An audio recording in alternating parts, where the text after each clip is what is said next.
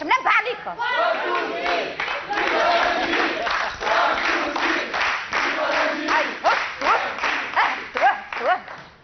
ايوه اختي اش قلت لي؟ اي الجزيريه يا بنتي هذوما ناس واعرين من اول الدنيا.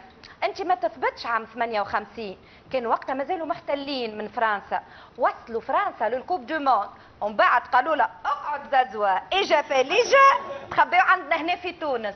اي وانت ضيفنا هذايا تواسي الاخضر بلومي قال لك يمين دين كافر لكن يلعب تحت اي رايه اخرى خليفه الجزائر ما مشى حتى مضرب.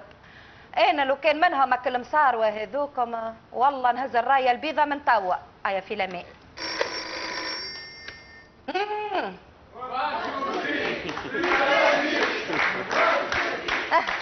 توهت نسمة مرحبا. فتيحة شنو احوالك؟ اختي هذه بتزير لاباس، شنو احوالك يا وخيتي؟ محلى صوتك، شبي صوتك هكا؟ متصنطة على كانالو؟ والله صوتك يهبل، مالا لازم غرغرت بالزيت. ليه؟ قل لي هكا انت صرنتك على جيزي حتى هو المساند الرسمي للفريق الجزيري هذايا. يا وخيتي محلاهم هكا جيزي، مصاب تليفوناتهم الكل يوليو هكا. باش نسمعهم مليح. بربي خليني يا فتيح اختي نتكلم ولا نسكت.